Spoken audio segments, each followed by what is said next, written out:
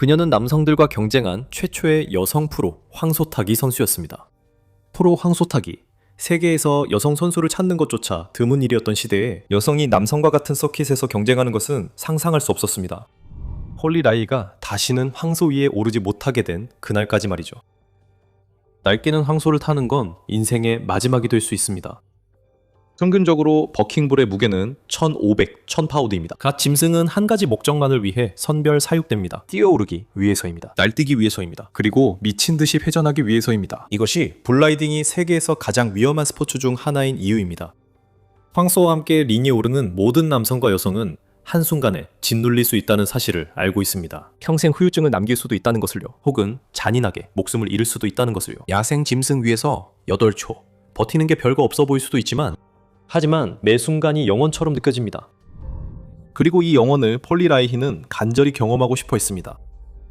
남성 중심의 스포츠에서 여성으로서 그녀는 거긴 있을 곳이 아니라는 들었습니다. 하지만 폴리는 가장 사나운 소 위에 올라타 용기가 있었습니다. 그녀는 어떤 남자도 자신이 뭘 할 수 있고 할 수 없는지 정하게 두지 않으려 했습니다. 그녀는 황소타기 선수 생활 동안 부상을 많이 입었습니다. 그리고 매번 그녀는 다시 일어나 자신이 사랑하는 일을 계속했습니다.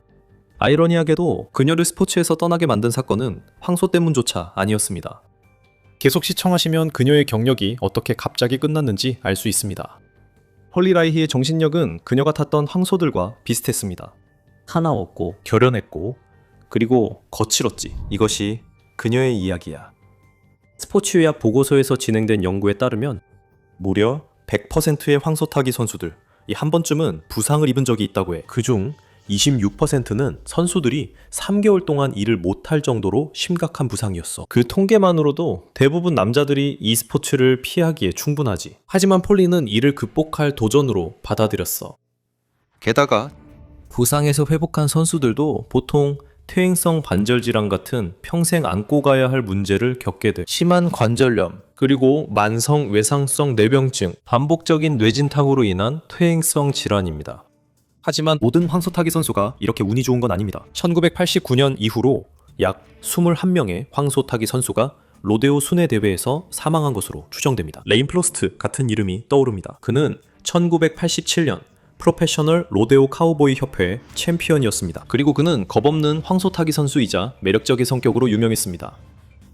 성공적으로 85점을 받은 뒤 프로스트가 소에서 내릴 때 Taking Care of Business라는 브라마 황소가 몸을 돌려 뿔의 뒷부분으로 그를 들이받았습니다. 여러 개의 갈비뼈를 부러뜨리고 프로스트에게 치명상을 입혔습니다.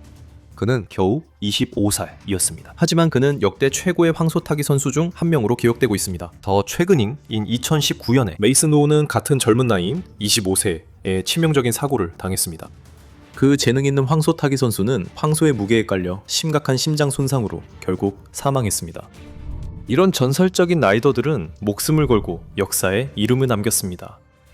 홀리 라이히는 왜 그런 선택을 했을까요? 키 170cm, 몸무게 54kg인 여성 폴리 라이히가 이 거대한 동물들과 로데오판에 뛰어들 생각을 했을까요? 홀리 라이히는 29세 에블라이딩을 시작했습니다. 대부분의 라이더들이 은퇴할 나이였죠.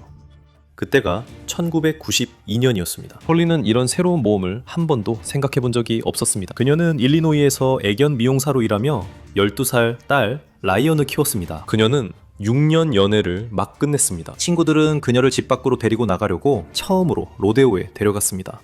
처음엔 그녀는 별 관심이 없었습니다. 하지만 그 당시 그녀는 알지 못했지만 몇 년 안에 그녀는 프로 블라이더가 될 것이었습니다.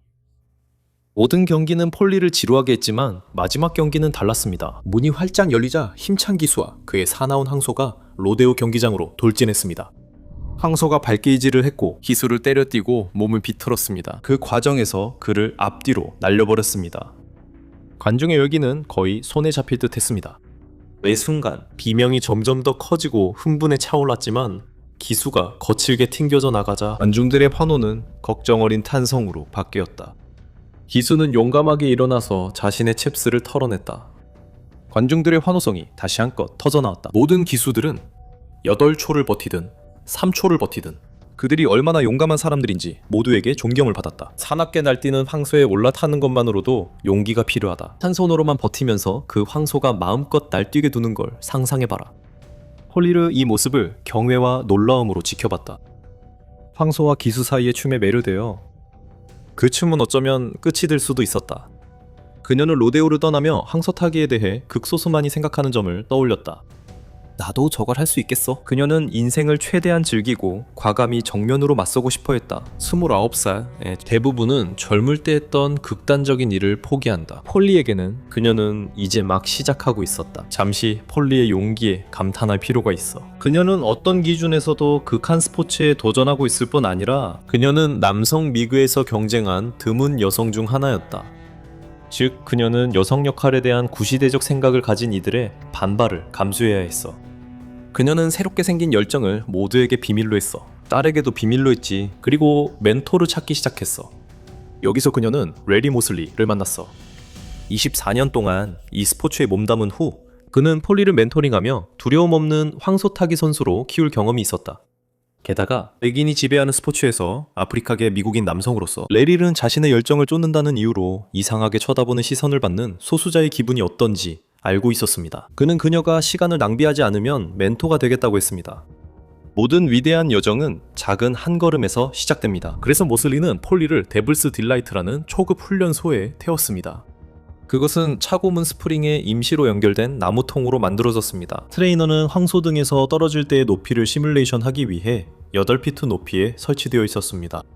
모슬리는 폴리가 버틴다는 사실에 감명받았습니다. 그래서 그는 그녀를 훈련해주기로 했습니다. 폴리는 그 기계를 사용하는 것이 마치 지옥을 겪는 것 같았다고 말했습니다. 하지만 그만큼 도전이 되었기 때문에 저는 일주일에 5번씩 계속 돌아가게 됐어요. 이 인용문은 폴리의 투지와 결단력을 보여줍니다. 상황이 힘들어져도 그녀는 끝까지 인내했습니다. 일주일에 5번, 폴리는 자신을 혹독한 3시간 훈련에 몰아넣었습니다. 폴리는 데블스 딜라이트의 흔들림과 요동을 완전히 익힌 후 그녀는 무시무시한 황소의 실제 거친 몸돌림을 상대하게 됐습니다. 모슬리는 그녀의 재능을 알아볼 수 있었습니다. 그래서 그는 폴리를 국제 프로 로데오 협회에 가입시키고 남자들과 경쟁하도록 설득했습니다. 여성들이 로데오계에 뛰어드는 걸 막는 구체적인 규정은 없었습니다. 그래서 폴리는 프로 남자 블라이딩 대회에 출전한 역사상 몇 안 되는 여성들 가운데 첫 번째로 이름을 올렸습니다.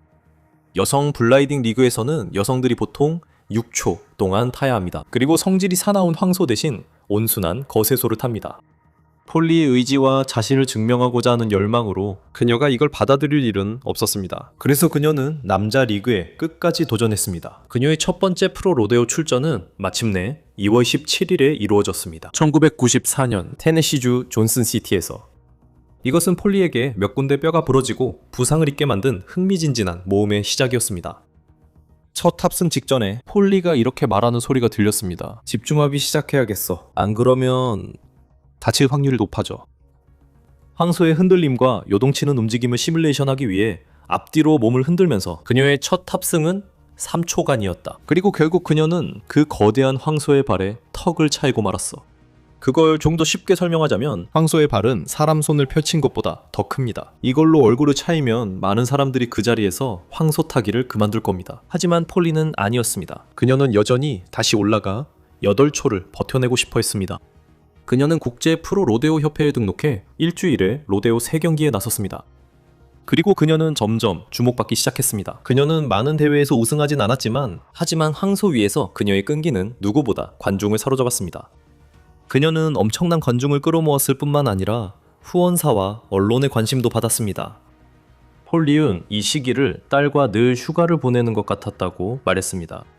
후원사들은 그녀의 로데오 대회 이동 비용을 지원했습니다. 그녀는 강한 소나기로 관중을 놀라게 하고 끔찍한 부상으로 두려움을 줬습니다. 하지만 그녀가 받은 모든 관심이 긍정적인 것은 아니었습니다. 그녀의 모든 부상이 미친 동물 때문은 아니었습니다. 자존심이 약해 여성이 자신들보다 황소를 더 잘 타는 것이 정체성에 위협이 된다고 느끼는 남자들도 있습니다. 그들은 폴리를 스포츠에서 쫓아내려 괴롭혔습니다. 알파 서킷에서 경쟁하는 동안 그녀에게 스프로킷, 표적이 되어 충격적으로 죽임을 당했습니다. 그리고 나서 그들은 그녀의 트럭 보닛 볼트를 풀어 고속도로 주행 중 보닛이 날아가게 했습니다. 이것만으로는 아직 충분하지 않았습니다. 어느 밤 정체불명 남성들이 그녀를 폭행했습니다. 그들은 여성이 자신들과 나란히 경쟁하는 걸 원치 않았기 때문이었습니다. 폴리도 황소의 발굽 소리에 익숙했지만 그렇다면 힘없는 남자들 주먹질이 무슨 소용이었을까요? 폴리의 끈기가 그녀를 앞으로 나아가게 했습니다. 그래서 그들의 비겁한 협박도 폴리가 자신의 열정을 쫓는 것을 막지 못했습니다. 이때 폴리의 후원사 중 한 곳이 그녀를 새 황소타기 학교에 보냈습니다. 그 학교는 로데오 전설 라일 생키가 운영했습니다. 그는 폴리의 절친이자 멘토가 되었습니다.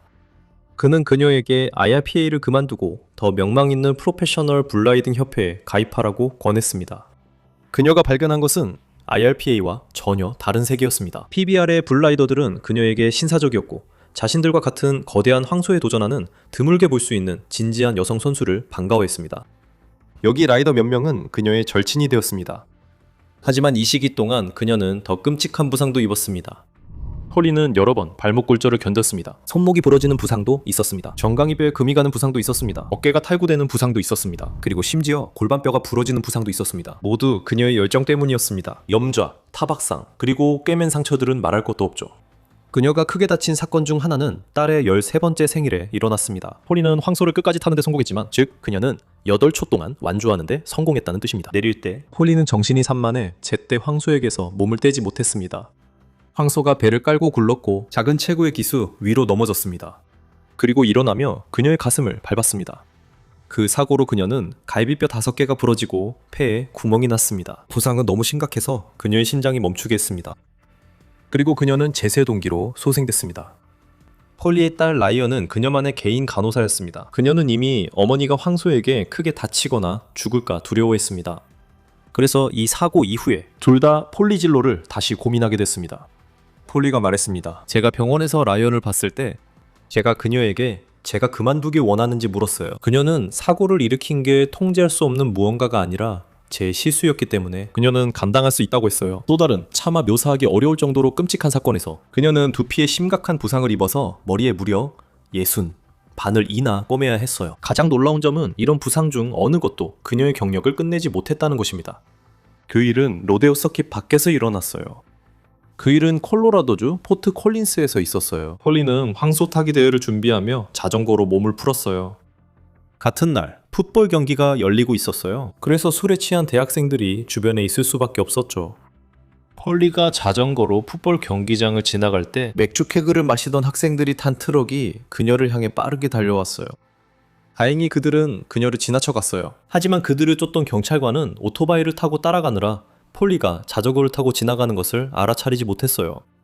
경찰 오토바이가 폴리와 정면 충돌했어요. 그 충격으로 폴리의 어깨가 심하게 탈구되고 말았어요. 폴리가 황소 타기 중 입은 부상 중.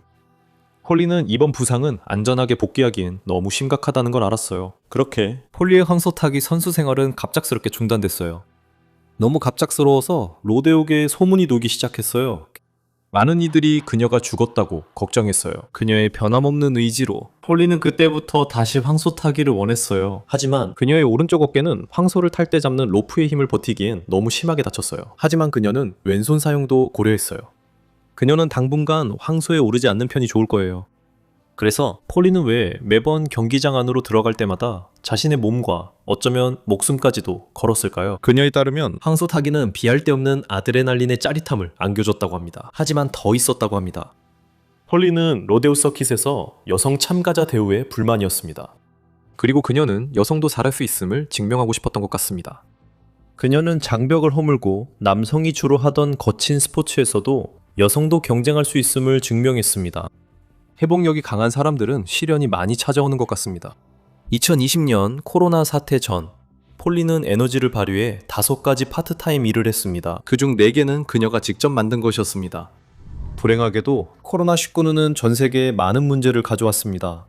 폴리는 이로 인해 심각한 영향을 받았고 재정적인 어려움에 처하게 되었습니다. 파킨슨병으로 상황이 더 악화됐습니다. 2020년 8월 23일에 올라온 슬픈 페이스북 게시물에서 데드샷걸스 커뮤니티는 폴리의 재기를 돕기 위해 고펀드미 페이지를 게시했습니다. 우리는 폴리 라이히가 황소와 맞설 기백을 되찾았길 바랍니다. 지금 그녀가 어디에 있든 폴리 라이히는 로데오 커뮤니티에 큰 흔적을 남겼습니다. 그녀의 유산은 PBR과 다른 로데오 협회에서 계속해서 황소를 타는 여성들을 통해 이어지고 있습니다. 그녀는 정말로 다음 세대 여성 불라이더들을 위한 길을 열었습니다. 그리고 그 공로로 그녀는 항상 이 스포츠의 개척자로 기억될 것입니다. 시청해주셔서 정말 감사합니다. 그리고 다음 영상에서 뵙겠습니다.